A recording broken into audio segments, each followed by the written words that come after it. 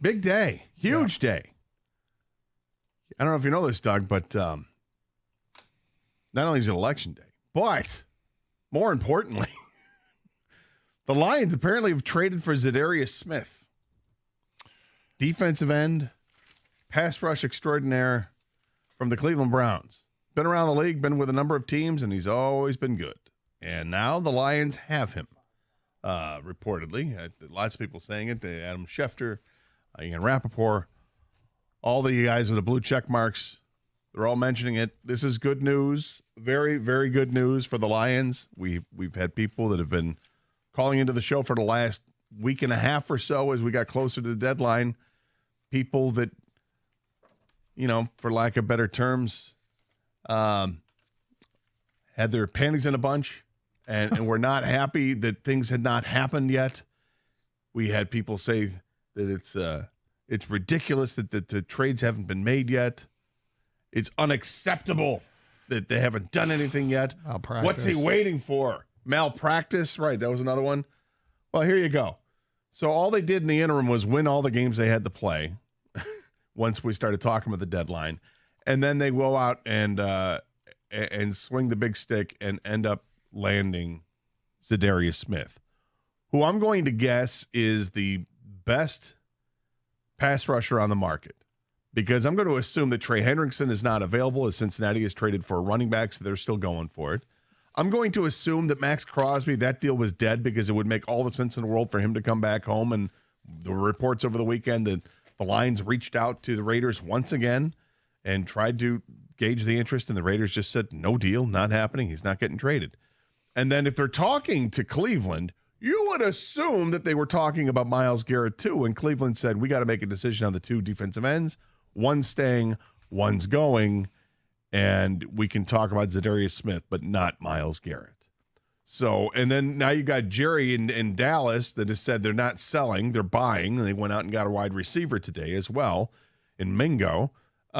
So any kind of pipe dream that I had or anybody else had about maybe fleecing Jerry for Micah Parsons, because they just don't have any cap space to deal with when you've got three guys who could command the highest salaries in football.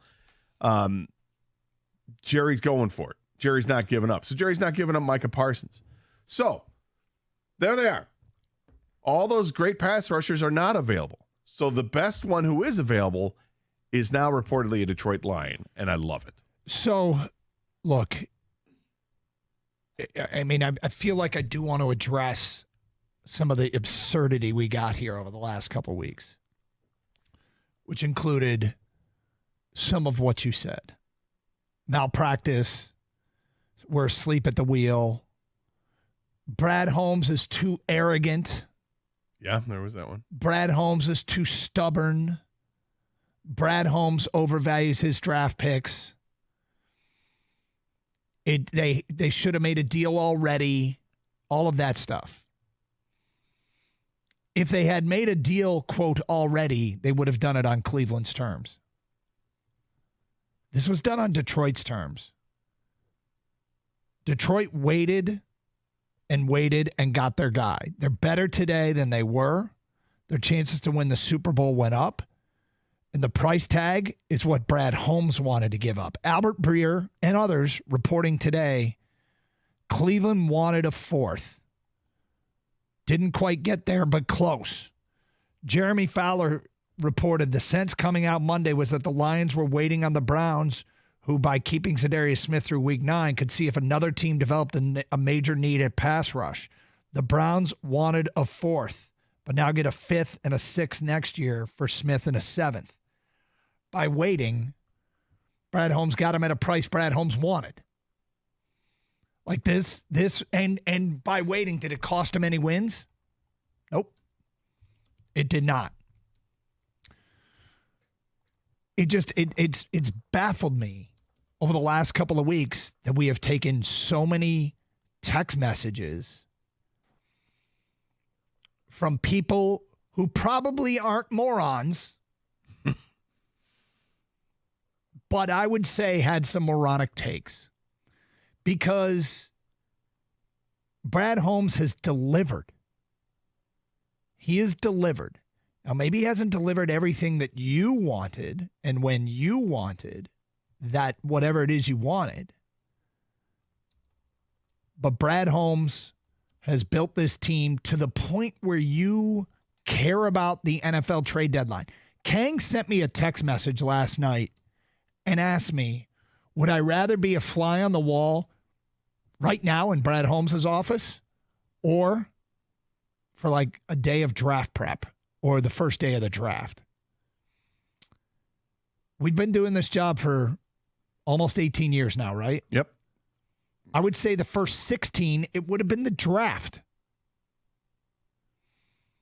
But now it's the trade deadline. Why? Because the games that we are playing right now matter in the context of they're not trying to build a Super Bowl team. They're trying to add to a team that's capable already of winning the Super Bowl. I couldn't believe some of the feedback we got. I said, they're going to make a trade. They're going to make a trade. They're going to make a trade. And by waiting, not only did he get the player he wanted at a price he wanted, he didn't cost him any games. Like, the point of the games is to win the games. Right. It's not to sack the quarterback. That's not a tiebreaker. It's how many sacks do you have? Can you win the football game that you're playing? Do you have more points than the other team when the clock hits 0 in the fourth quarter? And all the time without Aiden Hutchinson, they didn't. And people were, not all of you. In fact, probably most of you weren't. But the not morons were. And now they got a guy. And you know what? Trading for Za'Darius Smith doesn't make you win the Super Bowl. No. It might help, but there's no trophy he's getting handed out now. Ain't going to hurt. But their percent chance of winning the Super Bowl increased. So whatever it was, it's higher now than it was at this time yesterday. And the assets they had to give up was less than Cleveland wanted.